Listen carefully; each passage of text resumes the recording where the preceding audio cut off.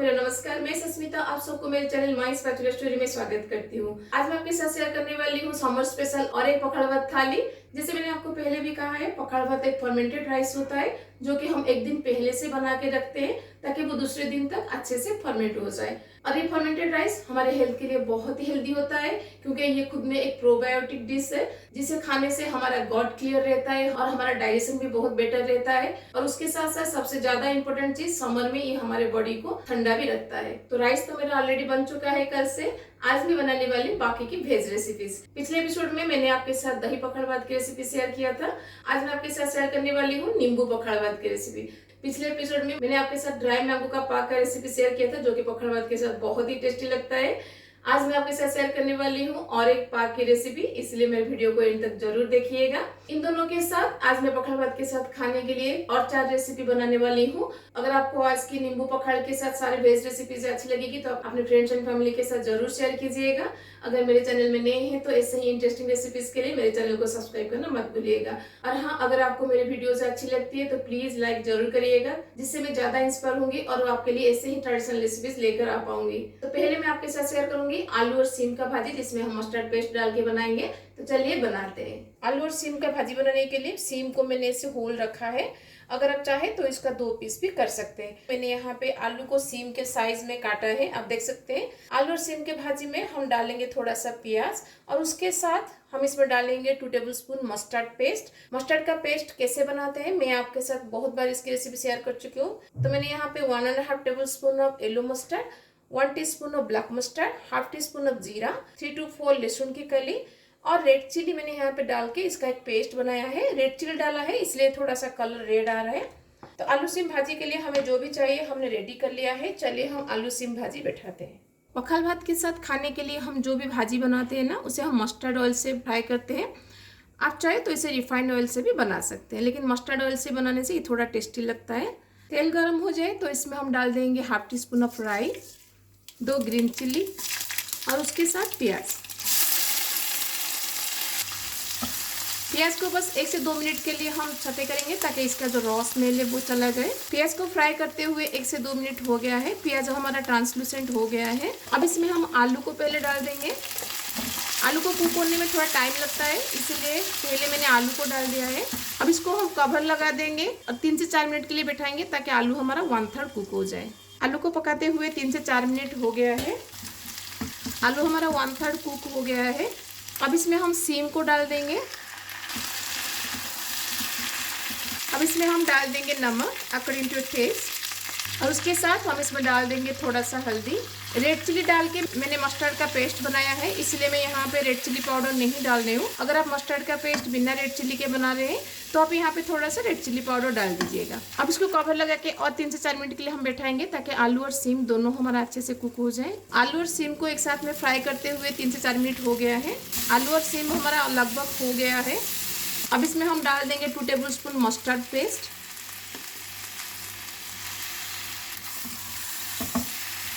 अब इसको कवर लगा के हम और 3 से 4 मिनट के लिए कुक करेंगे ताकि मस्टर्ड पेस्ट हमारा अच्छे से कुक हो जाए। मस्टर्ड पेस्ट डाल के कुक करते हुए 3 से 4 मिनट हो गया है। मस्टर्ड पेस्ट और आलू सेम तीनों हमारा अच्छे से कुक हो गया है। भाजी को थोड़ा सा चटपटा बनाने के लिए मैं यहाँ पे डाल दूंगी 2 टेबलस्पून इमली का पल्प। इमली का पल्प डालने के बाद बस 1-2 मिनट के लिए हम इसे कुक करेंगे ताकि इमली का पल्प जो हमने डाला है वो थोड़ा सा कुक हो जाए। और उसके साथ हम इसमें डाल देंगे पिंच ऑफ चीनी। ज़्यादा चीनी मत डालिएगा, बस पिंच ऑफ चीनी डालिएगा। इमली का पल्प डाला है ना, उसको बैलेंस करने के लिए हम इसमें पिंच ऑफ चीनी डालते हैं तो ये भाजी थोड़ा सा खट्टा मीठा लगता है, तो बहुत टेस्टी लगता है। तो अब हमारा बिल्कुल चटपटा सा खट्टी मीठी आलू सीम का भाजी रेडी है। चलिए अब हम आलू और ड्रमस्टिक का भाजी रेडी करते हैं। आलू और ड्रमस्टिक का भाजी बनाने से पहले दोनों को हम थोड़ा सा बॉईल कर लेंगे ताकि ये दोनों अंदर से थोड़ा सा कुक हो जाए। अब इसमें हम डाल देंगे नमक और उसके साथ थोड़ा सा हल्दी पाउडर। अब इसको कवर लगा के बस 3 से 4 मिनट के लिए बैठाएंगे ताकि दोनों थोड़ा सॉफ्ट हो जाए। आलू और ड्रमस्टिक को बॉईल करते हुए 3 से 4 मिनट हो गया है। अब इसको हम निकाल देंगे।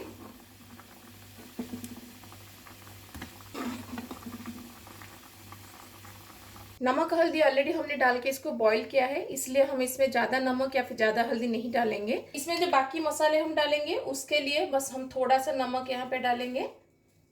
हल्दी और उसके साथ हम इसमें डाल देंगे थोड़ा सा भुना जीरा powder, Kashmiri red chilli powder और उसके साथ 2 टेबलस्पून चावल का आटा। अब इसमें हम पानी नहीं डालेंगे, तो ऐसे ही सूखा हम इसके ऊपर कोट करेंगे। अगर ज़्यादा सूखा लग रहा है और मसाला पाउडर और चावल का आटा अच्छे से कोट नहीं हो रहा है आलू और ड्रमस्टिक के ऊपर, तो 2 to 3 टेबलस्पून पानी डाल दीजिएगा। इससे ही अच्छे से कोट करिएगा। तो चलिए अब इसका हम भाजी बनाते हैं। भाजी बनाने के लिए कढ़ाई में मैं लूँगी मस्टर्ड ऑयल, आप चाहे तो रिफाइंड ऑयल से भी बना सकते हैं। आप चाहे तो इस भाजी को तवे के ऊपर भी बना सकते हैं। तो मैं दोनों को सेपरेट फ्राई करूंगी ताकि दोनों अच्छे से फ्राई हो जाए। आप चाहे तो एक साथ में भी इसको फ्राई कर सकते हैं। आप चाहे तो इसको तवे के ऊपर डाल के एक साथ में भी दोनों को फ्राई कर सकते हैं। आलू को हम दोनों तरफ से अच्छे से क्रिस्पी होने तक फ्राई करेंगे। आलू हमारा दोनों तरफ से अच्छे से फ्राई हो गया है। अब इसको हम निकाल देंगे। अब इसमें हम ड्रमस्टिक को डाल देंगे। ड्रमस्टिक को भी हम चारों तरफ से अच्छे से फ्राई कर लेंगे। ड्रमस्टिक हमारा चारों तरफ से अच्छे से फ्राई हो गया है। अब इसको हम निकाल देंगे।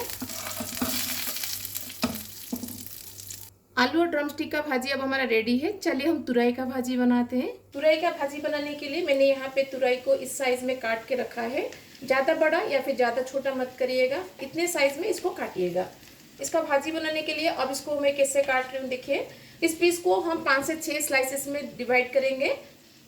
नीचे से ये लगना चाहिए, बस ऊपर से हम इसको काटेंगे। देखिए जैसे मैंने अभी काटा ना, नीचे से ये लगा हुआ है। जितना पतला पतला स्लाइसेस आप इसका कर सकते हैं करिएगा।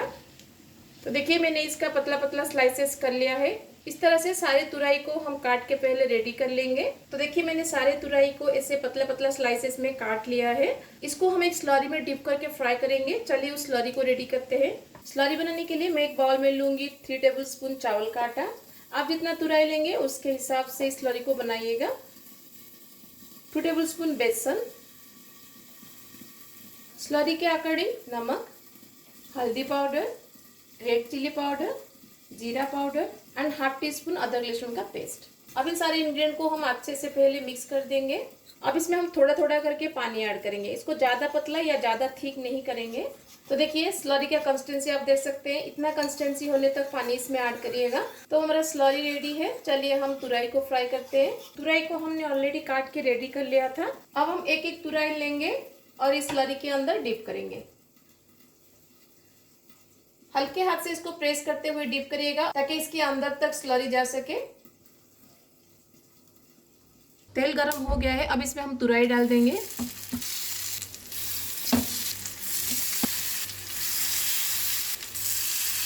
अगर आपको पंपकिन फ्लावर मिलता है ना, तो उसको भी इस सेम मेथड से आप इसको फ्राई कर सकते हैं।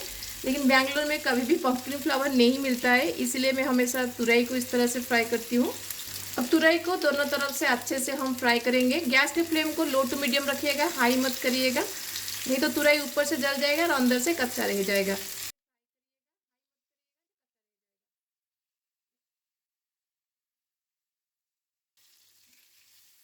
आप देख सकते हैं तुरई हमारा अच्छे से फ्राई हो गया है। दोनों तरफ से अच्छे से ये क्रिस्पी हो गया है। इतना स्टेज तक इसको लो टू मीडियम फ्लेम पर फ्राई करिएगा। अब इसको हम निकाल देंगे।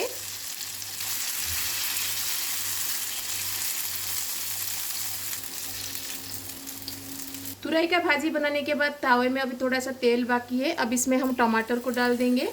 मैंने कहा था ना हम टमाटर का एक पाक बनाएंगे, इसलिए मैं इसको थोड़ा सा तेल में फ्राई करके इसका पाक बनाऊंगी। आप चाहे तो इसको गैस चूल्हे के ऊपर दिखाकर, जैसे हम बैंगन भरता के लिए बैंगन को जलाते हैं ना, वैसे ही टमाटर को जलाकर उसका पाक भी बना सकते हैं। तो देखिए तुरई का भाजी अब हमारा रेडी है। तो चलिए अब हम आलू एंड करेला का चिप्स बनाते हैं। आलू और करेला का चिप्स बनाने के लिए मैंने यहाँ पे आलू और करेला को ऐसे गोल गोल करके काटा है। आप चाहे तो लंबा लंबा काट के भी इसका चिप्स बना सकते हैं। अब इसमें हम डाल देंगे नमक अकॉर्डिंग टू योर टेस्ट, हल्दी पाउडर, रेड चिली पाउडर, थोड़ा सा जीरा पाउडर, हाफ टी स्पून अदरक लहसुन का पेस्ट। अब इन सब के साथ हम इसमें डाल देंगे 2 टेबलस्पून चावल का आटा ताकि ये चिप्स को क्रिस्पी बनाए। अगर आपके पास चावल का आटा नहीं है तो आप कॉर्नफ्लोर भी डाल सकते हैं। और चिप्स को थोड़ा टेस्टी बनाने के लिए हम इसमें डाल देंगे 2 टेबलस्पून बेसन। अब इन सबको हम आलू और करेला के ऊपर अच्छे से कोट कर लेंगे।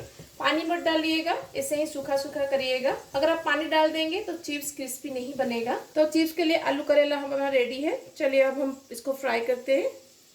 चिप्स के लिए मैंने तेल बैठा दिया था, तो तेल गरम हो गया है। अब इसमें हम आलू और करेला को डाल देंगे।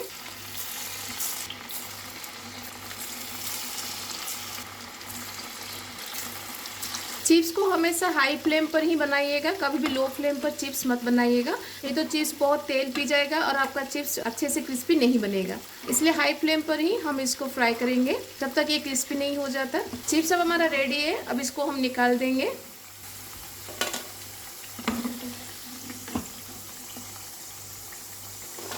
मैं आपको क्रिस्पीनेस सुनाती हूँ, सुनिए। अभी ये गरम है, ठंडा होने के बाद और भी क्रिस्पी हो जाएगा। बाकी के चिप्स को चलिए हम बना लेते हैं। चिप्स अब हमारा रेडी है। जो भी रेसिपीज मैं आज पखाल भात के साथ बनाऊंगी, मैंने बताया था, मैंने सारे रेसिपीज रेडी कर लिया है। चलिए अब हम पखाल भात को रेडी करते हैं। तो जैसे मैंने आपको पहले कहा था, आज हम नींबू पखाल बनाएंगे, इसलिए मैं इसमें पहले डाल दूंगी नमक, हाफ नींबू का जूस। अब इसमें हम डालेंगे थोड़ा सा मैंगो जिंजर। तो इस आम कसी अदा को ना इस तरह पखाल भात के साथ हम लोग खाते हैं। तो थोड़ा सा आम कसी अदा को मैं ग्रेट करके इसमें डालूंगी। लेमन राइस और आम कसी अदा का जो कॉम्बिनेशन होता है ना, वो बहुत ही टेस्टी लगता है। आप इसको घर में एक बार जरूर ट्राई कीजिएगा। अब इसमें हम एक ग्रीन चिल्ली को तोड़ के इसे डालेंगे। थोड़ा सा ग्रीन चिल्ली को हम इसमें रफ करेंगे ताकि इसका जो चिल्ली फ्लेवर है वो राइस में आ जाए। अब इन सबको हम राइस में अच्छे से पहले मिक्स कर देंगे ताकि इन सब का फ्लेवर राइस में आ जाए। नींबू राइस है, इसीलिए मैं इसमें थोड़ा सा नींबू का पत्ता डाल रही हूँ। इसको इसे हाथ से तोड़ के ना इसको थोड़ा सा इसके अंदर रफ करिएगा ताकि इसका फ्लेवर राइस में आ जाए। जैसे मैंने आपको दही पखाल में दिखाया था, दही पखाल में आप नींबू का पत्ता डालें या ना डालें, लेकिन नींबू पखाल में ना नींबू का पत्ता जरूर डालिएगा। तो हमारा यमी यमी नींबू पखाल रेडी है। चलिए दूसरी रेसिपीज को भी हम सर्व कर लेते हैं।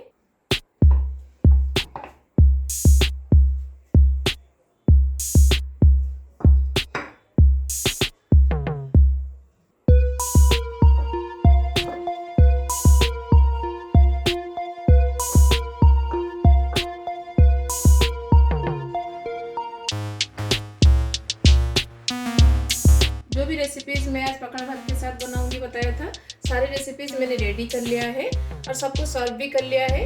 अब एंड में बाकी है टमाटर का पाक। तो पहले इसमें हम डाल देंगे थोड़ा सा नमक, चॉप्ड प्याज, थोड़ा सा चॉप्ड धनिया पत्ता और एक ग्रीन चिली। चिली यहाँ पे ऑप्शनल है, अगर आपको तीखा पसंद है तो डालिएगा, नहीं तो स्किप कर सकते हैं। अब इन सारी चीज़ों को हाथ से थोड़ा मैश करेंगे ताकि इन सब का फ्लेवर आपस में मिक्स हो जाए।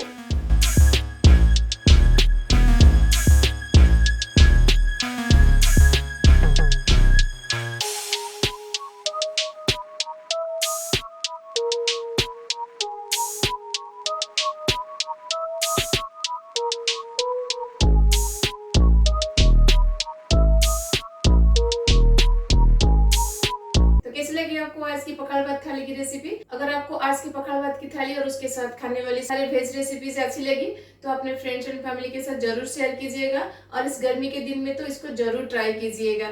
तो मेरे साथ जुड़े रहिएगा क्योंकि मैं आगे ऐसे ही बहुत सारी पखाल भात थाली की रेसिपीज लाने वाली हूँ जो कि समर में बहुत ही अच्छा लगता है। तो मिलते हैं और एक पखाल भात थाली एपिसोड के साथ। Till then bye bye, see you, have a good day.